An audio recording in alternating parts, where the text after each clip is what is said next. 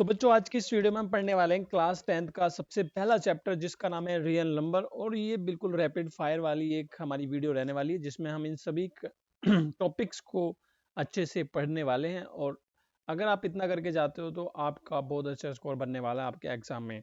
तो सबसे पहले ये चैप्टर स्टार्ट होता है व्हाट इज रियल नंबर से। तो बच्चे रियल नंबर के अंदर हमारे पास दो टाइप के नंबर्स यहाँ पे रहते हैं, एक रैशनल और एक इरेशनल। रैशनल वो नंबर होते हैं जिन्हें हम पी अपॉन क्यू की फॉर्म में लिख सकते हैं।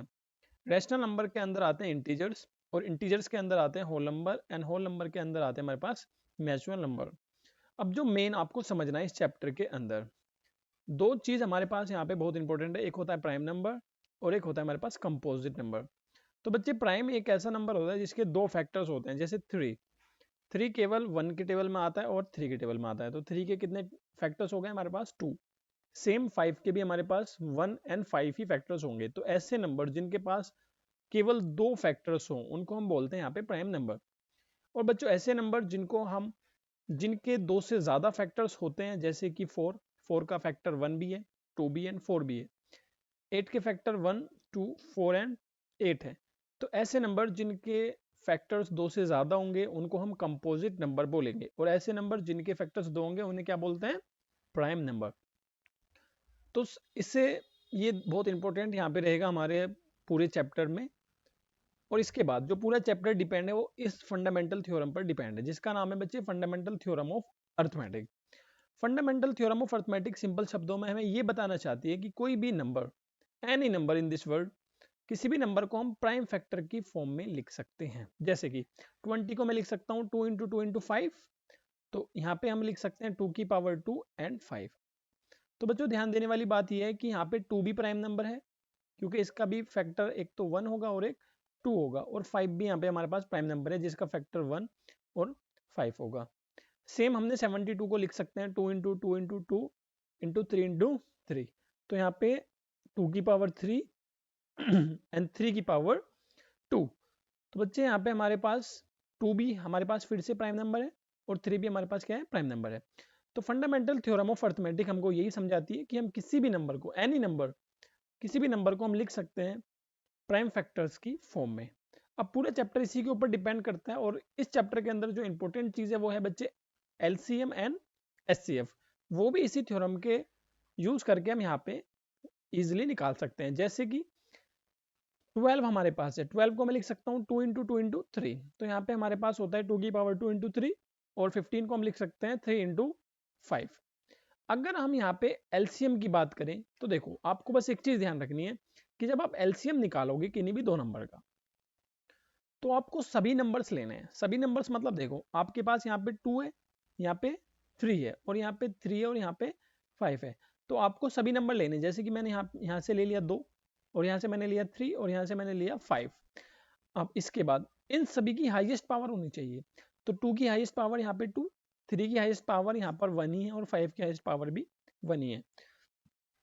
तो हम यहाँ से एलसीएम इनका इजिली निकाल सकते हैं। 2 की पावर 2 × 3 × 5, ये हमारा एलसीएम हो गया 12 एंड 15 का।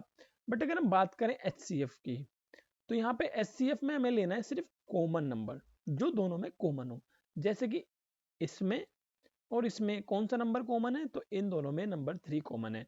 और जो कॉमन नंबर होगा ना उसकी भी हमें लोएस्ट पावर ही लेनी है। तो यहाँ पे 3 की पावर 1 ही है, तो यहाँ पे 3 ही लिया जाएगा। तो 3 हमारा यहाँ पे इसका एचसीएफ हो जाएगा। ठीक है। अब इसके आगे जो आपके चैप्टर में एक और इम्पोर्टेंट चीज़ है जहाँ से क्वेश्चन बनने के चांस है, आपको ये रिलेशन पता होना चाहिए कि अगर दो नंबर हमारे पास कोई भी हो सकते हैं, जैसे ए और बी, अगर हम इन दोनों नंबर का प्रोडक्ट करते हैं और इन दोनों नंबर के एचसीएफ और एलसीएम का प्रोडक्ट करते हैं, तो हमेशा दोनों बराबर आते हैं। और ये बच्चों ध्यान रखना है केवल दो नंबर्स के लिए वैलिड है, तीन नंबर के लिए वैलिड नहीं है। समझते हैं आपका एनसीईआरटी का क्वेश्चन लेके।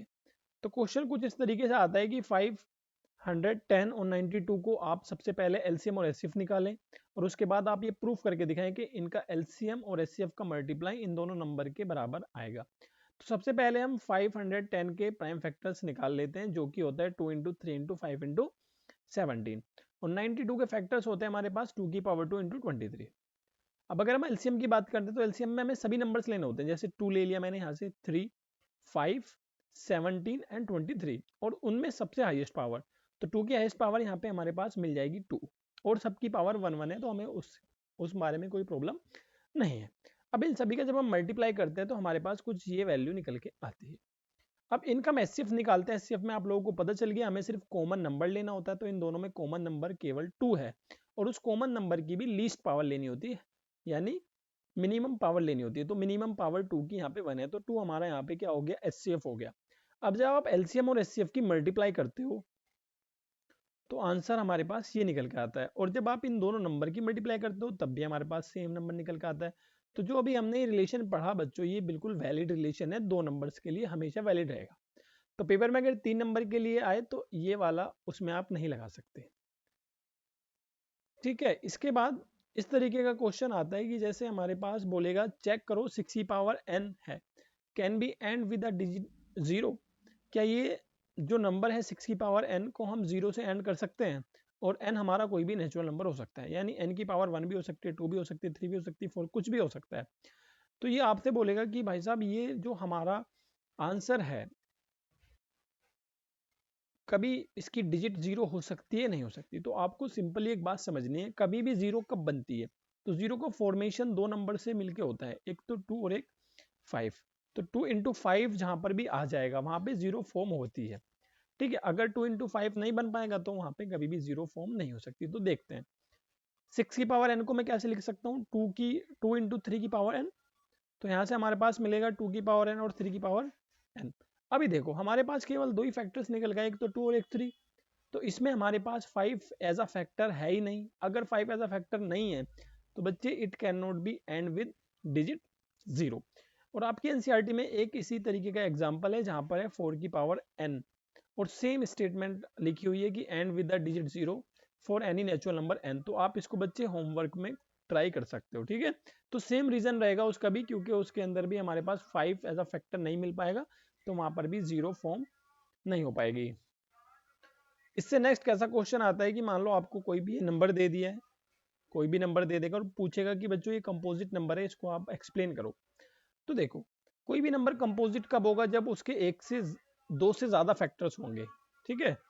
जब उसके 2 से ज्यादा फैक्टर होंगे तो वो नंबर कंपोजिट हो जाएगा। अब सबसे पहले मैं ये नंबर लिखता हूँ 7 इंटू 11 इंटू 13 प्लस 13। तो यहाँ से अगर मैं 13 कॉमन लेता हूँ तो यहाँ पे हमारे पास बचता है केवल 7 इंटू 11, और यहाँ पे हमारे पास बचेगा केवल 1, ठीक है।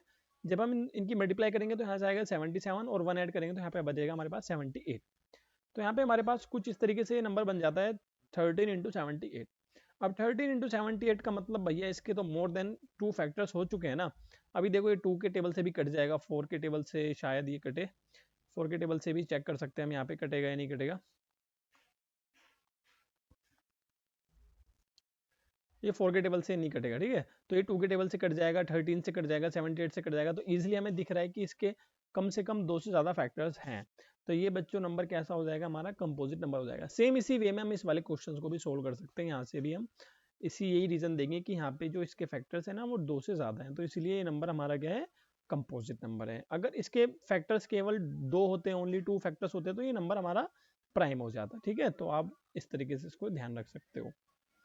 अब कुछ इस तरीके से वर्ल्ड प्रॉब्लम आती है कि मान लो 2 बच्चे हैं और वो जैसे पढ़ते हैं हम यहाँ पे, Sonia takes 18 minutes to drive 1 round of the field. हमारे पास एक फील्ड है, इस फील्ड का एक चक्कर लगाती है हमारे पास सोनिया 18 मिनट्स के अंदर, और वहीं पर एक लड़का है रवि जो कि 15 मिनट्स लेता है इसी काम को करने के लिए। एक पूरा चक्कर लगाने में यहाँ पे हमारे पास रवि कितना टाइम ले रहा है बच्चों, 12 मिनट्स ले रहा है। तो ये कह रहा है कि मान लो दोनों एक ही टाइम पर स्टार्ट करते हैं, तो ये बताना है कि हमें कितने टाइम बाद वापस से इसी पॉइंट पर आके मिलेंगे।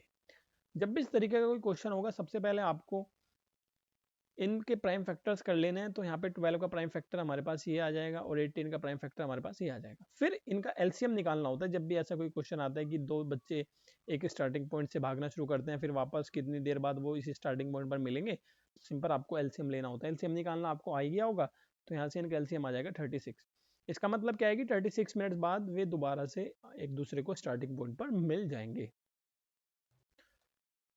और इसमें जो दूसरे टाइप का क्वेश्चन आता है वो बोलता है कि ये नंबर इरेशनल है या नहीं है। तो देखो जैसे प्रूव करना है हमें 2 + 5√3 इज अ इरेशनल। तो ऐसे क्वेश्चंस को करने के लिए आपको लेट करना पड़ेगा कि 2 plus 503 is equal to P upon Q. P upon Q का मतलब क्या होता है कि ये नंबर हमने रैशनल मान के चल रहे हैं हम स्टार्टिंग में, ठीक है। और पी और क्यू हमारे को प्राइम है। को प्राइम कैसे नंबर होते हैं जिनका एलसीएम क्या आता है बच्चों 1, ठीक है। तो हमने इसको पी अपॉन क्यू के बराबर रखा, तो ये 2 इधर जाके माइनस का हो जाएगा। तो अगर हम यहाँ से एलसीएम लेंगे तो यहाँ पे हमारे पास बचेगा Q, तो यहाँ पे बचेगा बच्चे P माइनस 2Q बराबर 503। अगर यहाँ पे √3 आ जाएगा और 5 यहाँ पे डिवाइड में चला जाएगा तो √3 बराबर हो जाएगा P माइनस 2Q अपॉन में 5। अब देखो हमें इतनी बात पता है कि ये जो नंबर है ना ये इरेशनल नंबर होता है, क्योंकि जितने भी नंबर्स रूट में लिखे होते हैं ना वो इरेशनल नंबर रहते हैं। √3, √5, √7 दीज आर इरेशनल नंबर्स, ठीक है। But P minus 2Q upon 5 इसको तो हमने P अपॉन Q की फॉर्म में लिख दिया ना बच्चों, तो ऊपर हमारा P है और नीचे हमारा एक तरीके से Q हो गया, यानी हम इसे फ्रैक्शन में लिखने में कामयाब हो गए। तो ये नंबर हमारा कैसा हो गया, ये नंबर तो रैशनल हो गया। तो अभी हमने इन दोनों को बराबर कर दिया, तो बराबर कर दिया तो इसका मतलब है कि बराबर नहीं कर सकते क्योंकि इधर तो इरेशनल है और इधर रैशनल है, ठीक है। तो इसका मतलब क्या हुआ, अगर ये इरेशनल है और ये हमारा क्या है रैशनल नंबर है, hence our results is contradicting with our assumption. जो हम अजम्पशन मान के चले थे ना कि ये हमारा रैशनल नंबर है, तो ऐसा निकल के नहीं आया, उसका कॉन्ट्राडिक्ट रिजल्ट निकल के आ रहा है। तो इसका मतलब क्या है कि 2 plus 503 is an irrational number. तो ये एक इरेशनल नंबर होता है बच्चों। इसी तरीके के क्वेश्चन इस चैप्टर से आते हैं और आप इसकी प्रैक्टिस करो। अगर आपको इसकी पीडीएफ चाहिए जो अभी आपने ये पढ़ा है तो आप सिंपल नीचे जा सकते हो, नीचे नीचे आपको इसका लिंक मिल जाएगा नोट्स का, आपको टेलीग्राम का लिंक मिल जाएगा, या आप हमारा ऐप डाउनलोड कर सकते हो ओविस लाइव। आप इसे प्ले स्टोर पर भी सर्च कर सकते हो, वहाँ पर भी आपको ओविस लाइव का ऐप मिल जाएगा, ओविस लाइव ऑनलाइन क्लासेस। वहाँ से भी आप जाके नोट्स ले सकते हो और बाकी चैप्टर्स के नोट्स भी वहाँ पे अपलोडेड है, आप जाके अपनी स्टडी को अच्छे से कर सकते हो। And all the best students. और क्लास 10th की सभी चैप्टर्स हम इसी तरीके से कवर करने वाले हैं जिसमें आपका रैपिड रिवीजन हो जाए। इस वीडियो का मकसद ये नहीं कि आपको हम एक एक चीज़ डिटेल में समझाएं, ये लास्ट टाइम है। इसका मतलब क्या है, आपको चीज़ें पहले से ही बहुत सारी चीज़ें पता है, तो आपको बस एक क्विक रिवीजन के लिए वीडियो चाहिए। तो इस तरीके की वीडियो बनाने का हमारा ये पूरा पॉइंट ऑफ व्यू था। तो आशा करता हूँ कि आपको ये अच्छी लगी होगी। अगर आपको अच्छी लगी है तो आप चैनल को सब्सक्राइब कर सकते हो आगे इसी प्रकार की वीडियो देखने के लिए।